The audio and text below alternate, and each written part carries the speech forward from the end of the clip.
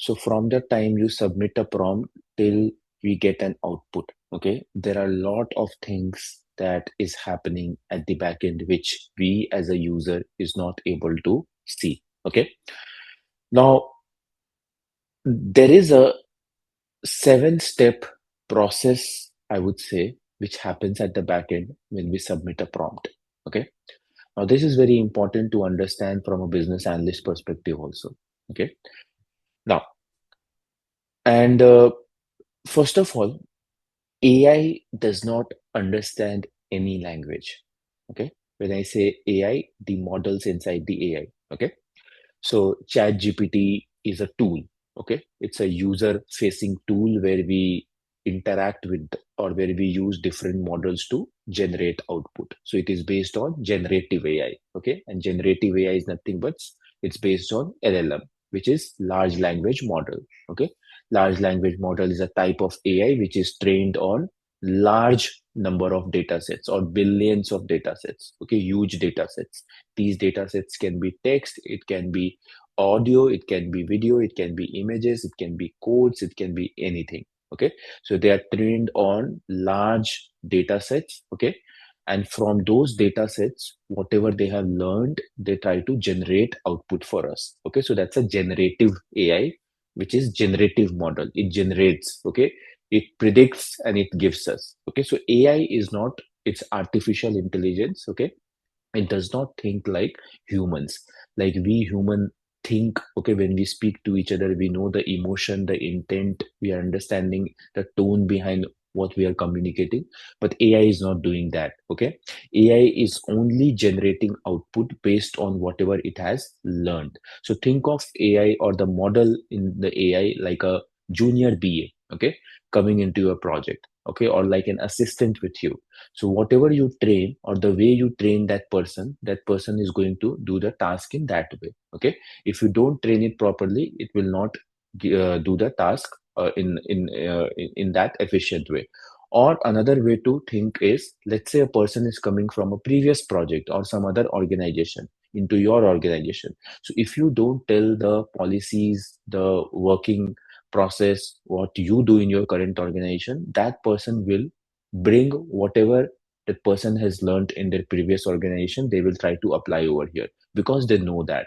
Okay. So we have to teach about our current organization. Okay. So in similar way, okay, our models needs to be trained if we have to get output or if we want our AI to perform according to our uh, requirements. Okay. That's the reason training is required. Otherwise it will give the data or give the output based on whatever knowledge, whatever vocabulary it has. Okay. Now let's try to understand what happens when I'm saying the 7 steps. What is those 7 steps? So when you write a prompt, okay, so after that, what happens is the prompt is converted into uh, tokens through a process called tokenization. Okay. Through a process called tokenizations. And I'm going to explain everything today so that you understand what is happening at the back end. Then embedding or vectorization happen. Okay. So embedding, or we call it as vectors. So I'll show you what are these terms. These are technical terms in AI world. Then context or transformer processing happen. Transformer, or you can say context processing. Okay.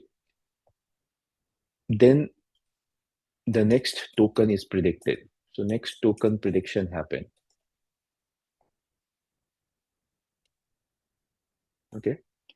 Then probability selection is done. Probability selection is done. Okay. Then there is something called KV cache update.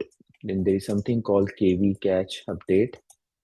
And then detokenization. And we get the final output that we see. So as a user, we only see this part and this part. Okay. The moment you give some prompt, you get the output. Yes or no, everyone? The moment we Yes.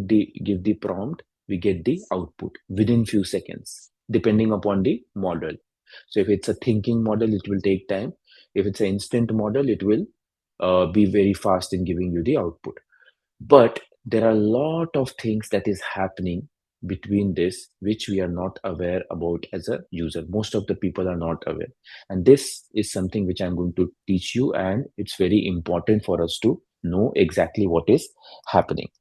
So like I said, AI does not understand any language. Just like we human being understand different languages, AI does not understand any language.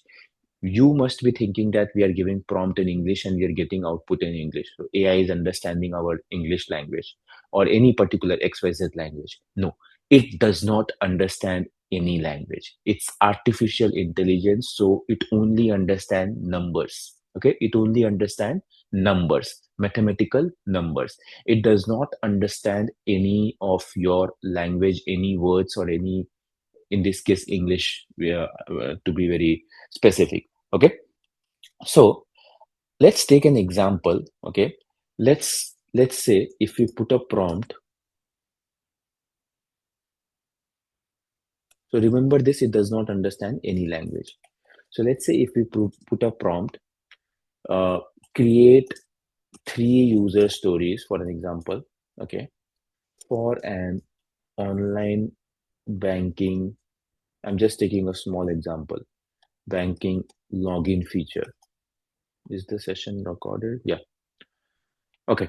So create 3 user story for an online banking login feature. Let's say you write this prompt. Now what happens?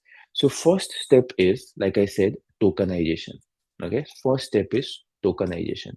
Since AI doesn't understand our language, okay, so what will model do is model will break the entire sentence, okay, into small chunks called tokens, into small chunks called tokens. Okay, break the entire text, break the entire sentence into small chunks called tokens. Okay, now these and this is where you are charged by uh, Anthropic if you're using Claude, or OpenAI if you're using ChatGPT.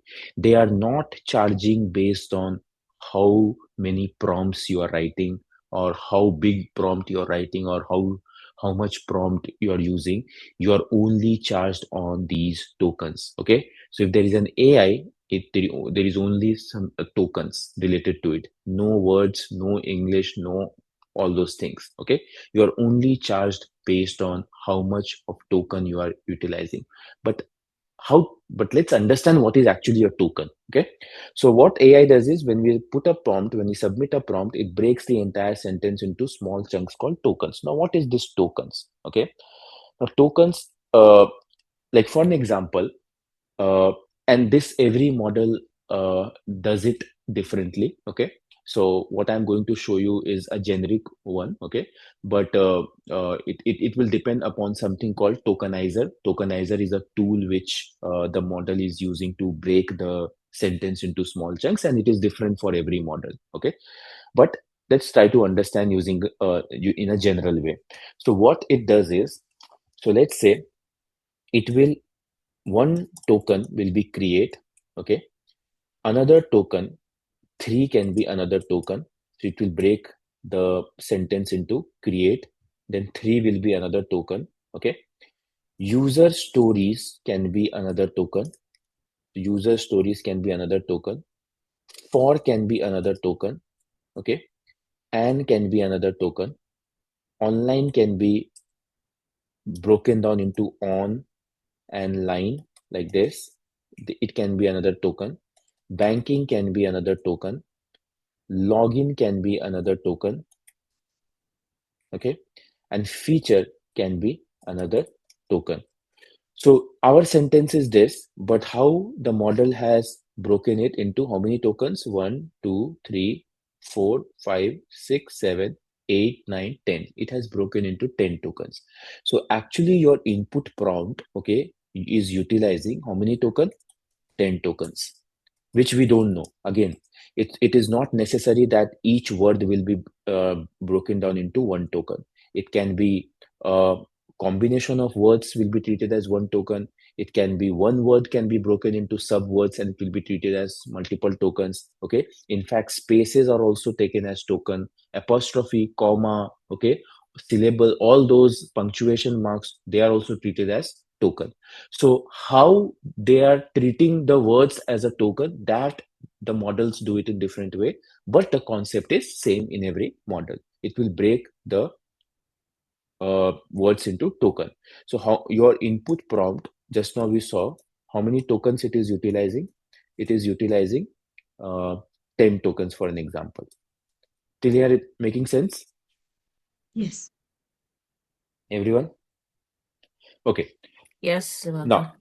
Now what is happening, each token is assigned, like I said, AI doesn't understand the words, okay, it doesn't understand our English words. So each token is now assigned a numerical value or a number which we call as token ID, which we call as token ID.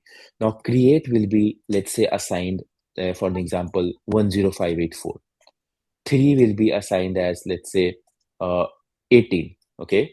User will be assigned as, let's say, or user stories will be assigned as, let's say, uh, 2841. And again, if you ask me, like, Divakar, is there a specific number that is assigned? Okay. Or is it fixed that it will be assigned? No, it is not fixed. It depends upon the vocabulary, the data set it has been trained on. Okay. So let's say a model is trained on, okay, 100K data sets. Okay. So depending upon that vocabulary, so there is a term called vocabulary. Okay, you have a vocabulary, you have a knowledge base, I also have some knowledge base. Okay, everyone has their different knowledge base. So when we ask question, you guys give different answers depending upon your knowledge. So similarly, models also, it's the same thing. Depending upon when they are trained on large data set, there is something which they develop which is called vocabulary. Okay, so when we write a prompt, they try to go to that vocabulary on a high level vocabulary, and they try to understand that number. So every you can say token is assigned a number in the vocabulary. So it can be different for different models. Okay, so it's not same. Okay, so here let's assume that for any particular GPT 5.5 model, for an example, create is assigned a numerical value called 10584, token ID 10584. 3 has a numerical value called 18. User story has 2841. So imagine there are billions of data sets like that. Okay, so it has a strong vocabulary. Now, in this way, okay, let's say banking will also have some, for let's say 5021. Okay, login will have something called, let's say, some number assigned as 7789, for an example. Feature will be have some number, let's say 1192. Like that, every token will be assigned a numerical number. Now, next, what happens once this number is assigned? Now, once this number is assigned, second step is embedding and vectorization. Embedding and vectorization. Now, what is embedding and vectorization? Let's try to understand this.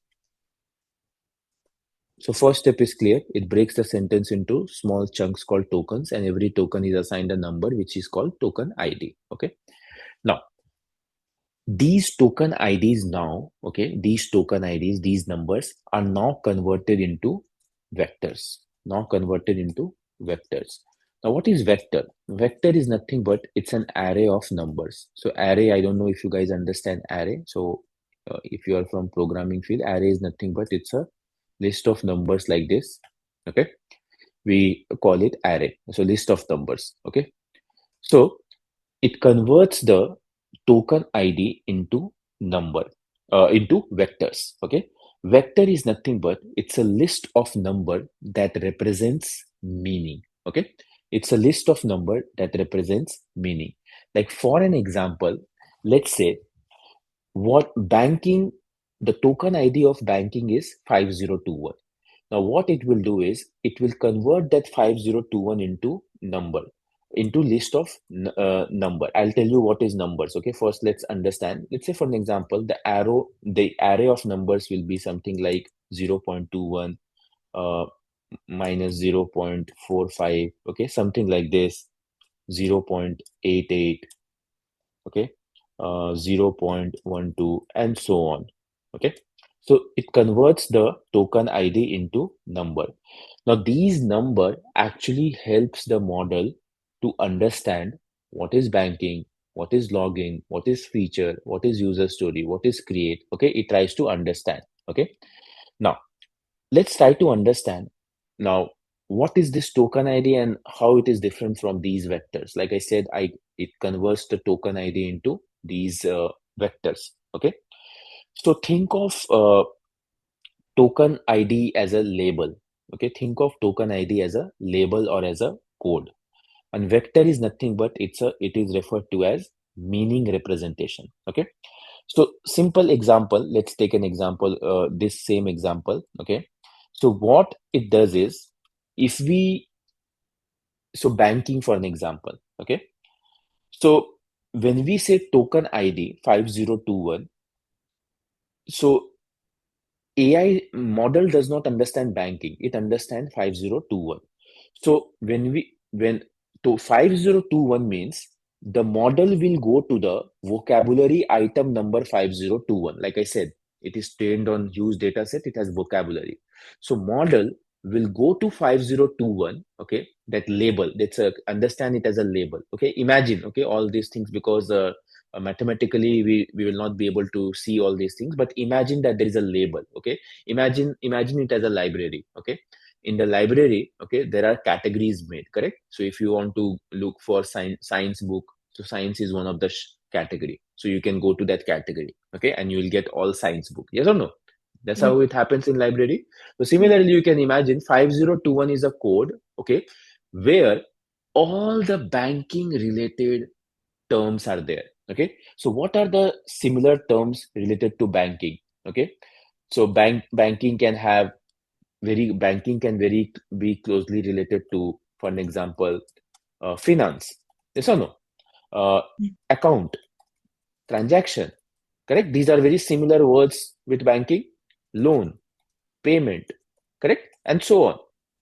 So it will go to that 5021 category inside the vocabulary model, and it will look for the similar meanings. So these array of numbers are nothing but 0.21 represent finance, 0.45 represent account, 0.88 represent transaction. These are loan, these are payment. Again, inside that, so it basically tries to find out the closer tokens or closer numbers related to this token ID, which is 5021. It does not understand banking, it is understanding 5021, that number.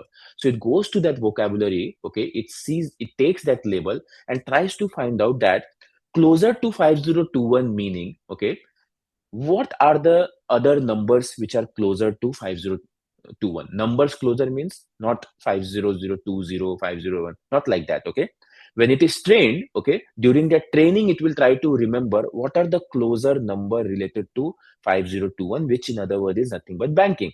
So it will try to extract that, okay, finance is closer, this number is closer during its training. So when I was trained, I know that finance is related to banking, account is related to banking, transaction is related to banking, loan and payment is related to banking. So all these numbers it will put in an array, and that is called embedding and vectorization. Okay, that means these numbers are closely related to 5021. Okay, and not pizza is not related, correct? Pizza is not related to banking, cricket is not related to banking, hospital is not related to banking. Yes or no?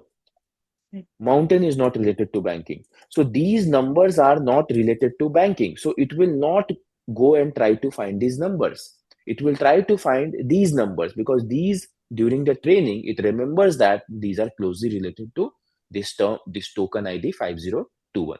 Make sense? Yes. Yes. Okay. So till here we are clear. Yes. Okay. Now next what happens? Now once it has arranged it, the closer meaning numbers into a list of array, into a list of numbers. Okay, now the next step will be something called prefill stage, or the next step will be context processing. So prefill stage or context processing. Now What is this?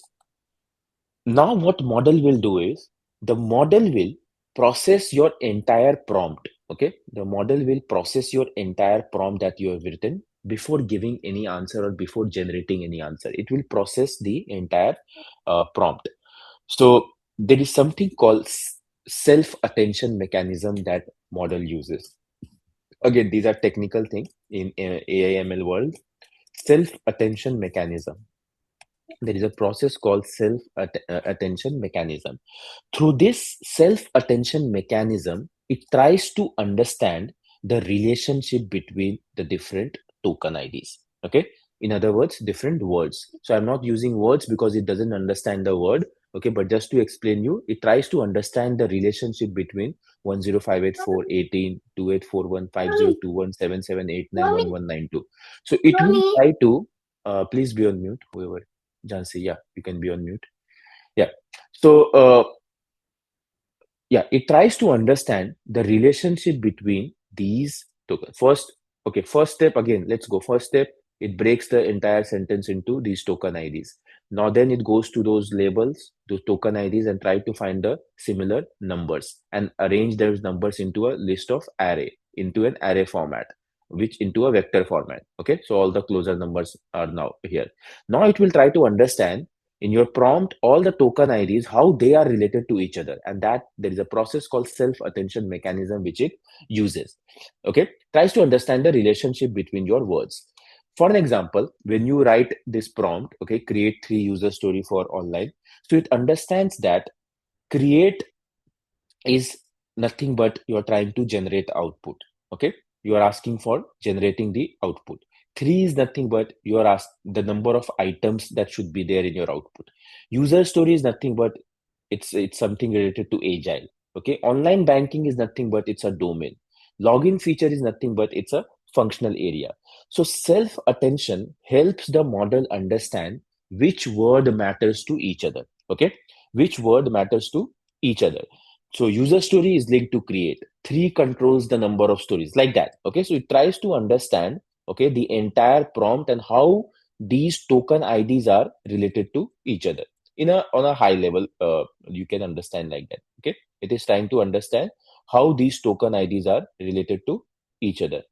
Now, when it understands, okay, and we will not go into the deep like how technically what is happening self-attention mechanism. Okay, that we don't need to because we are not a ML engineer. Okay, we don't want to go into those details, but just try to understand there is a process called self-attention mechanism through which it tries to understand the entire prompt. Okay, the context. Okay, how these are related to these tokens are related to each other. So it is trying to understand that. Okay, now next what happens, next step is generation. So the next step is generation. Now it generates one token at a time. One token at a time. What it does, it generates one token at a time. So it may start with uh, so it's not giving you the entire output at once. We see as a end user, we see that we are getting chat GPT's type, or chat GPT is giving output like, okay, here are the 3 user stories. We are seeing that as an end user, but the model is generating or it is predicting the next token. So for an example, let's say if it generates, okay, here are the 3 user. Now after that it will predict what will be the next token that will come. Okay, so it is predicting, since it's a prediction model, so it will predict what will be the next token. Okay, so you see, there is no it's not that it's copying anything from a database. Okay, it's not that the answers are stored somewhere, so if you're asking, you're getting something. Just like on internet everything is stored somewhere, correct? When you search something, you get that from the database, okay, your results. But it's not with the case of AI. There is nothing stored in the database. It is generating output based on the knowledge that it has, based on the data that it has been trained on. It is trying to generate. Okay, so it is generating one token by token. So after user, or after 2841, what is the next token that should come? So it is trying to understand. Okay, like for an example, let's say uh, let's take let's say it generates, for an example, as a it is giving you a user story, for an example, as a banking customer. So it has generated, okay, first token will be as, then it will be a, then it will be some numbers, okay, these are some numbers again, okay. So let's say as a banking customer I want to, for an example. Now it is understanding which token I have to generate next. Remember, it is not the we are seeing the words, but it is generating tokens. All these are tokens. So as will be, there will be some numbers assigned to as, okay. For example, as will have number, let's say 9089, okay. A will be again assigned some token, okay. Let's say this is token with for a. Like that, banking will also have a token, okay. So everything, a token is generated, so one token at a time. Once it has understood your entire context, your entire prompt, okay, and understood how those token IDs are related to each other through self-attention mechanism. Now it is generating one token at a time. Okay. So 9089 is generated, then this is generated, then this is generated, okay, which is nothing but, to us it looks like word, but tokens are generated. So now it will predict the next token. Okay, what will be the next token after let's say 2 is token, let's say 908. Okay. So what will be generated after 908? So it is trying to think like that. What will be generated after 908? Now, let's say it it uh, it is trying to predict, and the next possible tokens are, for an example, log. Try to understand securely. Okay, not words. Okay, I'm just writing words for our understanding. Access, reset, download. Okay, so these are the possible tokens it is trying to understand based on its learning pattern. Okay, so it understands that after 908, okay, the tokens that can come, okay, possible tokens that can come is log, securely, access, reset, download. Again, now, when it generates the token like this, okay, when it lists down the token, it also assigns the probability. So it calculate, and again, mathematically it is calculated at the back end. So for example, for log token, let's say there is a token number 3456. For this token, the probability that it calculates is 42%. For securely, let's say again this is one token, okay. So for this, the probability, let's say it calculates is 25%. Chances that this can be the next token, which makes sense to the user, end user like us, it is giving the score also. Access, it will have, let's say this token is it has a probability, let's say 18%. Okay, so it calculates probability for all each token, and the one which has the highest probability, it goes with that. That means, after, as a banking customer I want to, so how it will decide out of all these tokens, okay, which one to go with. So whichever has the highest probability, it simply takes that token and it puts over here. So it will put now 3456, which is nothing but it is log. So we see it as a sentence, as a banking customer, I want to log. So log is the next token that it had predicted based on its learning pattern. So if it gets multiple tokens, so it assigns the probability like this. Making sense, Yes. everyone? Making sense how it does? Yes.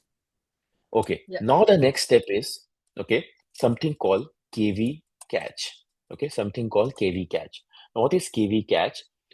Now, KV catch means, let's say, imagine that uh, when it was assigning all these probability, it was giving them some score. Okay, so since it's not a human, so it will not understand.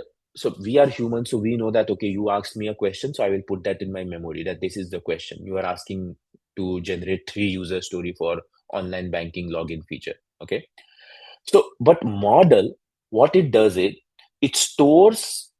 So what, one by one, when it is generating the token, it is also storing that somewhere so that it remembers the entire context and it doesn't forget that you have asked for 3 user story. Okay, so it it needs to remember that you have asked for 3 user story. The domain is online banking. The feature is login. Okay, you have given some format. Okay, so the KV catch is nothing but, okay, it stores the previous context. Okay, so that the model can continue faster. So again, it does not have to uh, uh, uh, I mean follow the step 3. Okay, so step 3, basically through self-attention mechanism, it has understood the entire context, correct? So when it understands, it also stores it somewhere. Otherwise, it will forget. And again, it has to go to the step 3 and again step 4 and every time. That will make your model slow, correct? You will not get your output fast. So it has to store whatever it is generating, okay? It has to store, okay? So till here I have generated. So till here, I will store my context so that I don't forget it. That, okay, I'm generating a user story. So this is something called KV catch. So understand, KV catch is nothing but it is storing the previous context. Okay, previous context means just now I have assigned log as 42%. Okay, so this I will remember that that the next term is log, and after this I have to find the next token, and like that after that I have to find the next token. So I will remember my previous thing, I will not forget. Okay, so if I forget, then again I have to understand everything. Okay, and again I have to generate the token. So that will make my model slow. Okay, so what the model does is it uses KV cache and it stores everything. That, okay, till now I have done till here. Okay, so I understand the entire context. So that is nothing but that is called KV cache, where it stores, okay, your previous context. Okay, so that it doesn't have to calculate everything from the beginning. Think of it like in the requirement workshop or in meetings, you take meeting notes, okay, so that you don't ask the same question, okay, every time to the user. You refer to your notes like that.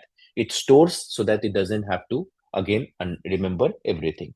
Okay, now after KV cache, next thing that happens is detokenization. Detokenization is nothing but, okay, once it predicts one token by token, that token is now converted into the words. Okay, so it detokenize and it gives us the final word, final thing into the words which we see as output. Okay, so again, these tokens are nothing but these are converted and given back into words. So 9089 is converted to word which we see as.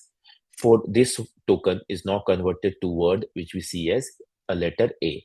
This token, this number is now converted back to word banking. Like that, all the tokens which it has generated one by one, those tokens will be detokenized and converted back into words which we see on the screen gradually as a output. Okay, make sense? Yes. Yes. So Yes, this is the entire process that happens when we submit a prompt. Now, why I am teaching this, okay, or why it is important from a BA perspective. So when you give a weak prompt or when you don't write your prompt, okay, it the output quality will depend upon your output. Quality of the output will completely depend upon your input prompt, remember. Okay, so if you write weak prompt, okay, your for an example, let's say you write user story for login. Now imagine that model, okay, how vague input we are giving. Login for what? We have not specified domain.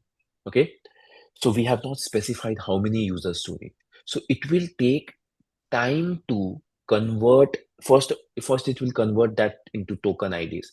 Now it will go to its vocabulary and it will try to find similar meanings of similar representations of login. So it will get so many numbers. Login for what? Login for e-commerce, login for banking, login for healthcare application, login for this. Yes or no? There can be so many login. So it will try to give every number into, it will put into an array. And then the model becomes slow because model does not understand which one to predict because we have not given the context properly. Making sense? You Yes. guys are yes, understanding Yeah. how the backend, if we give vague input, how it is becomes difficult. But on the other hand, if we give our prompt that act as a senior business analyst, create 3 invest compliant user story for an online banking logging feature. Now see how clear we have given. 3, you only need to give me 3. Invest compliant. That means see that your user story is compliant, it is independent, negotiable, and all those things. And it is for banking login feature. So it's not only login. So I have specified now banking, then go to the banking token ID and try to get the similar banking meanings, not healthcare, not e-commerce, not supply chain, like that. Okay. So it all depends upon how our prompts we are giving. Okay. Now, 1 second. Let me just drop some message. I'll come back to how we are charged so that you understand.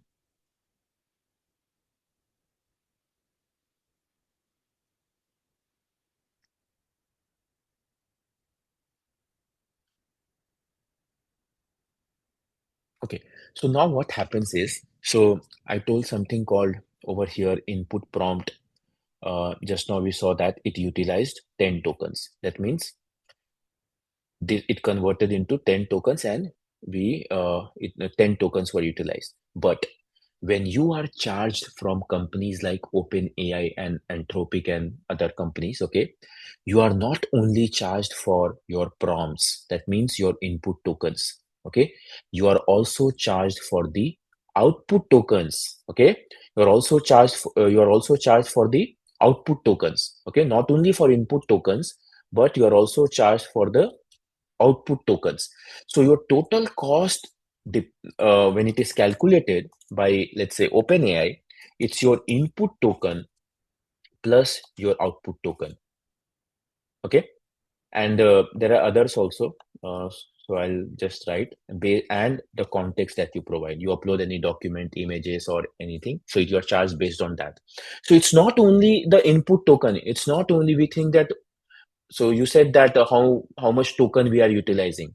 So it's not only through the prompts the token that you're utilizing, but the output token also. So we got some output over here, correct? These are the outputs that we are getting. So here also we are utilizing token. One token, two, three, four, five, six, seven, eight. So let's say to get those three user story, okay, 5,000 tokens were utilized. Okay, 5,000 tokens were utilized. And input token was only 10. So usually our input tokens are less, but output tokens are expensive. And this is where the companies charge us. So I will tell you the charge of the cost model of OpenAI for GPT 5.5, how what they are charging, and it is different for Anthropic. Okay, every company has their own way of charging. So what OpenAI charges you is for every 1 million token that you are input token that you are utilizing, it is charging you $5. Okay, it is charging you $5. I'm just referring in terms of dollar, so you can convert it into uh, any other currency. So for every 1 million input token, you are being charged $5. So you utilized 10 token, correct? So 10 divided by 1 million into $5. So that is the cost that was uh, uh, for this input token for this particular example. Plus now output token. So for every 1 million output token, you are being charged somewhere around, if I'm not wrong, it's $30. For every 1 million output token, you are charged $30. Okay. So in this case, 5,000 divided by 1 million into 30. So your total cost becomes this plus if you uploaded any images or any documents or any reference material. So for that also, it is being converted into tokens because it does not understand anything. It does not understand your image. It does not understand your text, whatever you are uploading, it will convert it into tokens. Okay, so here also you are utilizing the tokens. So overall the sum is calculated and the cost is given to you, and that's where you see that okay, you are out of your credits. You get some messages like this, correct? You're out of your credits, Mm. or your token has expired, okay, something like this. That's how it is calculated. It's not only your prompt, but it's also from the output, from the context that you are uploading. So it is very important for us to write our prompt properly, because whatever we are writing, okay, first of all, that decides how much token we are using, and that will decide how much output token will be utilized. So this is very important because this is expensive. Okay, it is, we are getting $30, we are getting charged for every 1 million tokens, output tokens. Okay, so this is something which we need to control, and we can only control if we give our prompt properly. Okay, so that's the reason why it's very important for a B from a BA perspective to understand this. Now, uh, there is something why now let's understand why skills are important. Okay, or custom GPTs inside chat GPT is important. So why do we need to use skill? Okay, see, every um chat window. Okay, I will just first refer to, I'm not sure about OpenAI of Anthropic in Claude, but in OpenAI, okay, if you're using chat GPT, okay, every chat window, it has a limit of, okay, uh 16,000 tokens, memory of 16,000 tokens, every chat window. What do I mean? So let's say you opened a chat, okay, and you gave a prompt like, okay, for an example, this particular task that we are doing, that I want to do, let's say gap analysis. I gave gap analysis case studies. So I want to do gap analysis, okay. I will upload the case study and give me the gap analysis in whatever prompt you type, okay. Okay, you uploaded the case study. Next time, if you see, you don't need to again write that I want to do gap analysis and all those stuffs, correct? If you just upload the case study in that window, it understands and it gives you the output. Yes or no, everyone? It Yes. understands. But that memory has a limit. Only to 16,000 tokens in the free version, it has a limit. After some time, if you see, if you're using free version, do this do this experiment, you'll see that after some time, when you are uploading the gap analysis case study in that window, okay, it gives you some very vague output now, not similar to your previous output. Why? Because it has lost its memory. It has exhausted your memory. And again, you have to write the prompt and give the instruction that I'm doing gap analysis. I have to do, I wanted this format. Okay. So Mhm. that is the reason we create skills. Okay. So skills helps us, or custom GPT helps us. It helps the AI to remember everything, or it helps the AI to have that memory. When you use skills also, the tokens are utilized there also. Okay. It's not that if you create skills, your tokens are not utilized. No, it is utilized there also, but less tokens are utilized there. So that is why it is recommended that if you have to do repetitive tasks, okay, do create skills so that you don't have to put the instructions every time. Okay, so free, you have 16,000 limit, okay, in one chat window, in one context window, which is roughly around 12,000 words. Okay, and in the paid version, you have, I think, 32K tokens. Okay, in the pro version of ChatGPT, okay, which is roughly around 24K words, roughly. Okay, I'm saying I might be wrong. And then for the enterprise version, you have 128K token memory in one chat window, which is roughly around 96 K words. Okay, and it's different in Claude, Anthropic. Okay, like that. So again, from the next time onwards, whenever you are using any model, okay, first of all, understand what is your task, okay, then accordingly choose the model, okay, because every model's vocabulary is different, the data that it is trained on is different, okay. And then when you write your prompt, be very specific, provide all the details, okay, because that will help AI to, or the model to, find out those related token IDs and then generate the output. Otherwise, you'll get vague output. Remember? Clear? Yeah. Yes. Divak, I have a question here. Hmm. Yeah. In case if we want to limit the number of tokens, if we give the same instructions in the prompt, like suppose we want to create a user story, at the same time also provide that limit the number of usage of the tokens in order not to waste it, will the output be the same efficient as, or the result will be the same efficient in spite of telling that limit the prompt, limit the tokens? No, sorry, I didn't understand. Limit the token means? Suppose I don't want to waste more number of tokens. Hmm. So I tell and when I give a prompt saying create Hmm. the user stories, but don't waste the tokens. Will the output that I get will be No, same how efficient? you saying that don't waste the token, it doesn't mean it will not waste the token. How you are Mm-hmm, going to mm-hmm. control the tokens? Like suppose when we get the outputs, sometimes I ask it to create a use case diagram. It gives a diagram at the same time it gives an explanation of each of the use case, right? Hmm. When I get the output, but I just want only the diagram. I don't Then want you have to the tell it in your prompt. You have to okay, tell in yeah, your prompt that I only need diagram, don't give me explanation and everything. Be very specific. Then in that way, you're controlling your tokens. Yes, in that way. yeah, okay, But you okay. cannot directly say to control the token. It has No, to be through no, your prompts. I get it. Okay. Yeah. Okay. Any other question? Um, No, Devaka. Okay. And one more thing, Divakar, as you said, Hmm. we have developed a skill set, right? I mean, Hmm. so after selecting the skill set and getting the output, I want to make some modifications again in the output, or I want some other changes. So do we again have to select that particular skill set and then give the question, or is it like it already understands that No, it already see, understands? using the skill, okay, it has already given you the output, okay. Now, Mhm, if you're not satisfied with the output or if you want to make modification, you can always mhm, refine the prompt. You can put a prompt and say that whatever modifications you want to do, you can mhm, ask it to do. mhm, What the best part in Claude skill is, when you mhm, make those modification, it mhm. automatically takes those instructions and update its skill.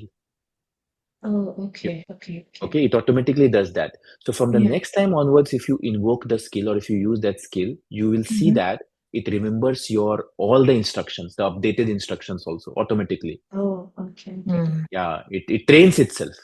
Okay, okay. Thank you. Yeah. Okay. Any Zulfa, you're raising your hand. Yeah. Yes, Devaka. Thank you for this session. So, from all I understand, prompting is very, very important here.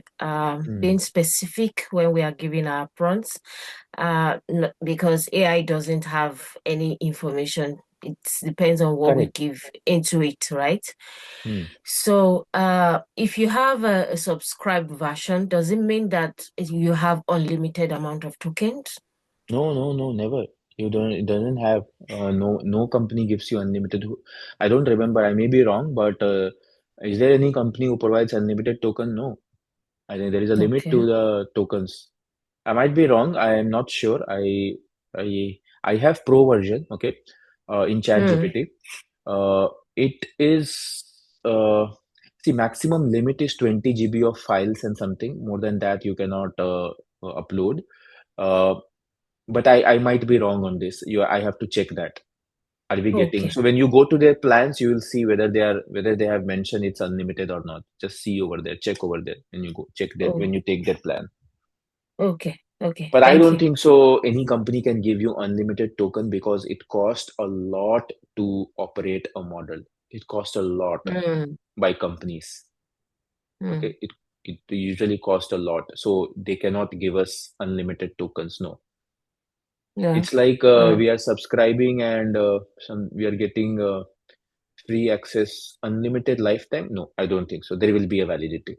So every month, I think ChatGPT, OpenAI is charging you every month, correct? So for a month, it might give yes. you, yeah. So for a month, it might give you unlimited token for a month. Okay. Yeah. Okay. I For a get it month, now they might give you. because I've never gotten the prompt that, okay, that you've exhausted your prompt, irrespective of what I Yeah, do yeah. on I it. also haven't got that in in ChatGPT for my pro version. So yes, for a Mm, month it gives you unlimited, and then yes, obviously mm, every month they are charging you, so they are bearing their okay. cost. Yeah, yeah. So Okay. All right. that means they have calculated, done their all their cost and everything, and that's why they Mm, are in profit. Okay, even exactly. they are giving you unlimited tokens for a month, still they are in profit. That means they have done some costing. So yeah, I mean Mm, for a month you're getting. Okay, okay. Thank you. yeah. Okay, One last so. question. Hmm. Is there a way where we can improve the how we give prompts, like any Yeah, so tools, there or is are it just through experience yeah itself? Yeah. there are some frameworks that I have developed and I think I have shared it on LinkedIn also. So something called Craft or Clear framework you can use. Okay, pretty much similar. So C is nothing but context. Okay, provide the context. Okay, who the AI is, for whom you are creating this output, okay, what you will do this output with, okay. Like for an example, act as a business analyst with 10 plus years of experience. Give your experience only, because you are writing. For an example, I am 10 plus years of experience. You can say 5 years, 10 years, 15 years, whatever. So act as a business analyst. I'm asking AI to play some role. Okay, so who the AI is. Okay, context. Give the context properly. Okay, that you are a business analyst working in this company in this domain. Okay, with this years of expertise. That is context. Okay, or whatever uh, role, or for whoever the output is. Okay, so context and role, for an example. Okay, context and role I have combined just now, but you can break it. Okay, let's say for an example, you can say that you have to write this user story for online banking login feature. Okay, which is for retail customers, like that. Okay, role, you are a business analyst with this is much years of experience. Action, you have to generate 3 to 4 user stories with 5 to 8 acceptance criteria. F is format. Give me the user story. Specify the format also in which you need output. So F is nothing but format. So the format should be, as a user, I want to, so that I can, and the acceptance criteria should be in the format given, when, and then. So specify the format. Otherwise, it will give you in any format. Okay. So C is context, R is role, A is action, what you want, F is format, in which format you want your output, T is your tone. How, what should be the tone uh, of the output? Is it for development team? Is it for business users? So specify that it should be in technical free tone, or business jargons should be included, or technical jargon should be included if you're making it for development team, like that. Okay, so that is pretty much craft framework. So this you can use to write your prompt. Okay, Okay. Yeah. yeah. Thank you. Quickly, C for context, R for role, A for action, F for format, and T for tone. You can remember this and you can write any prompt better. You just need to practice it. Okay. Similarly, clear is also same thing. Context and role. A is nothing but logic and objective, what you want. E is expectation, in which format you want. A is any kind of assumptions and constraints that you are making. And again, R is like review criteria. But you can use this one. This is also useful to write your prompts. Okay. Oh, sorry, Sorry, Dorcas. I did not share my screen. What? Okay. I was Yes, just I was showing going this. to ask that you Okay. typing it on the document. Okay. Yeah. Okay. I was just showing Uh, this. Yeah. all right. Thank you. Okay. Thank you, everyone. We'll connect again next week and we'll discuss those case studies and close it.